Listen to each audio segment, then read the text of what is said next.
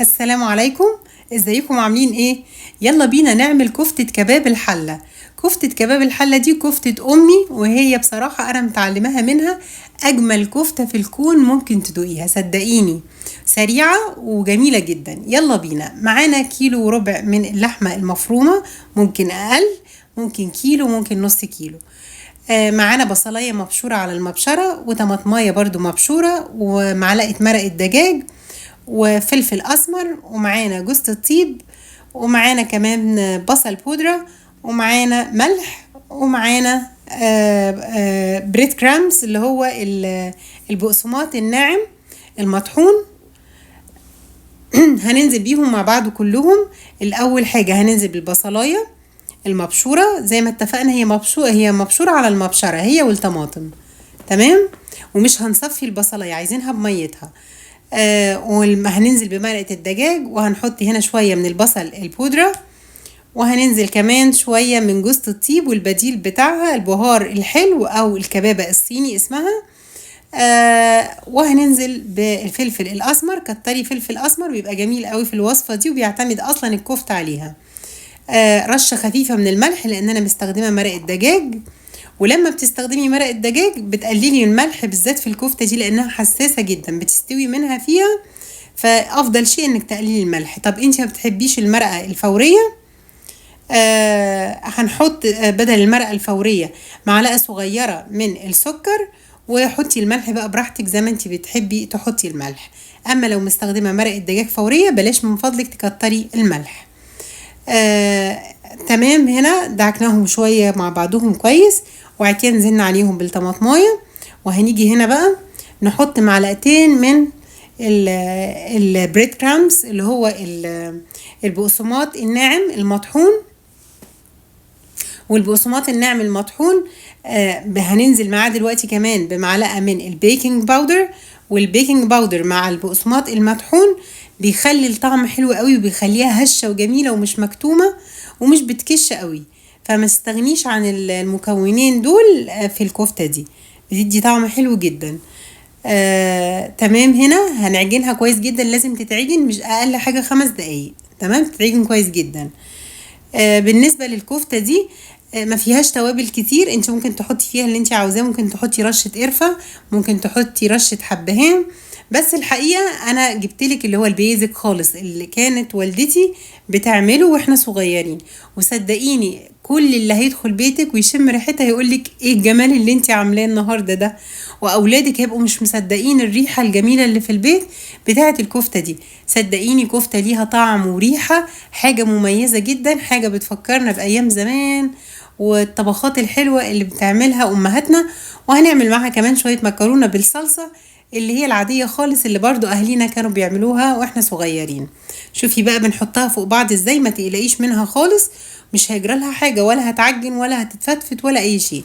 تحطي معلقة كبيرة جدا من السمن أو الزبدة اللي موجودة عندك، معلقة بس كبيرة يعني أو معلقتين، وبتحطي ربع كوباية من المية، وورقتين من اللورة، وشوية من الفلفل الأسمر، وبتشغلي عليها النار نار عالية. طيب دي بقى أنا ما جبتهاش في المقادير لأن دي حاجة اديشنال، بس احنا يعني اللي هو الريد كراش بيبر اللي هو الحراق ده، الفلفل المجروش الحراق، لأن دي حاجة يعني أنا بحبها لكن مش لازم تتحط في الوصفة. بصي لما بتيجي تقلبيها، شفتي انا هزيت الحله ازاي؟ اول حاجه بتقعدي تهزي الحله كده بس في الاول، اما بتلاقيها غليت بعد ما بتغلي بتقعدي تهزيها شويه، وبعد لما بتلاقي الكفته كلها لونها ابيض كده، ما بقتش حمرا انيمور، ما بقتش حمرا تاني خلاص، تبدأي انك تقلبيها بقى عادي. تقلبي الكفتة بس برضو بالراحة عشان تتأكدي ان كلها فكت من بعض. يلا بينا بقى نعمل شوية مكرونة حلوة كده بالصلصة معاها. شوية زيت صغيرين، زيت نباتي، ونزلنا عليهم ببصلاية متقطعة صغير، مش مبشورة ولا حاجة، متقطعة عادي خالص على ايديكي كده. طبعا الكفتة اهي بصي على النار، شايفة بنقلبها ازاي؟ هتعرفي امتى انها استوت لما تبدأ كده تاخد تحميرات خفيفة كده، تشرب المية كلها وما يبقاش فيها من تحت غير السمن. مش هترمي السمن حتى لو هي الحلو انك تستخدمي لها شوية سمن كتير. هقولك بعد كده تستخدميها في ايه.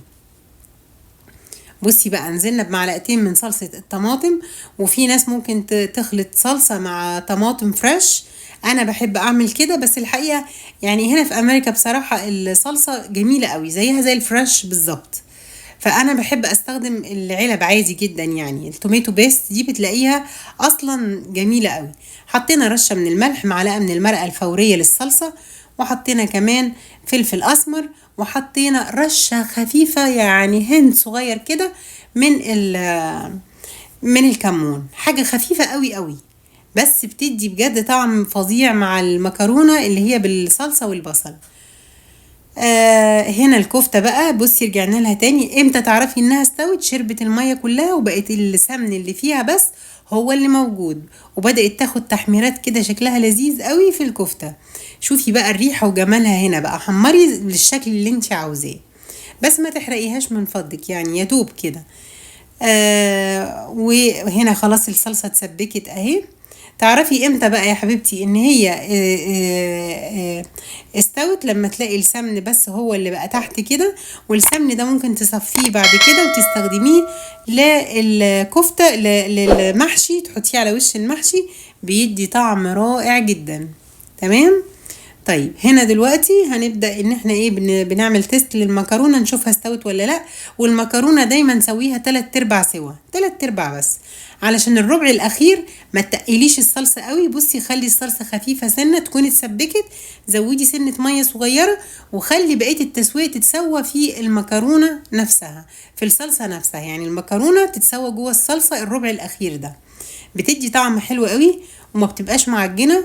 واجمل حاجه انك تاكلي مكرونه ما تكونش طريه قوي، يعني الطريه قوي دي بصراحه ما بتبقاش حلوه. ولما تقلبي ما تحطيش ايدك في نص الحله كده وتقعدي تقلبي، لا بصي تاخدي من تحت كده وتقعدي كده كانك بتنخلي المكرونه كده. فاهمه اقصد ايه؟ بصي الطريقه دي، تاخدي كده من الجنب للنص، من الجنب للنص، شايفه؟ وتقعدي كده تقلبي من تحت لفوق، حاجه خفيفه خالص كده، ايدك لازم تبقى خفيفه قوي، شايفه؟ بس عشان تاكلي اجمل مكرونه. المكرونه طعمها وجمالها بيروح لما الحقيقه يعني بتستوي قوي، هي المفروض انها ما تستويش جامد. تمام اهو بالشكل ده كده خلاص سوينا المكرونه وبقت زي الفل معانا. يلا بينا نروح نغرف الاكل الجميل ده بقى. يعني عايزه اقولك بيبقى فرحه بقى جامده قوي وانت بتغرفي الطبق التحفه ده، طعم وريحه وكل حاجه. والله جربيها ان شاء الله هتدعيلي. تمام كده حطينا هنا بنسرفس المكرونة وهنحط معاها كمان الكفتة. هتعجبك جدا ان شاء الله، انا متأكدة. جربيها، ولو جربتيها وعجبتك ما تنسينيش من دعوة حلوة ان شاء الله. طيب هنحط شوفي اللمعة الجميلة اللي فيها دي، بصي حاجة كده في منتهى الجمال. ولادك هيحبوها جدا، وزوجك وكل اللي واي ضيوف عندك تعمليها بجد حاجة تشرفك قوي. لو عجبتك الوصفة دي من فضلك ما تنسينيش في لايك وشير وسبسكرايب على اليوتيوب. ارجوكي اشتركي في صفحتي على اليوتيوب، هتشوفي حاجات جميلة قوي، حاجات جديدة وحاجات قديمة من الزمن الجميل. وان شاء الله صفحتي تنال اعجابكم وقناتي تنال اعجابكم، واشوفكم في فيديو جديد. والسلام عليكم ورحمة الله وبركاته.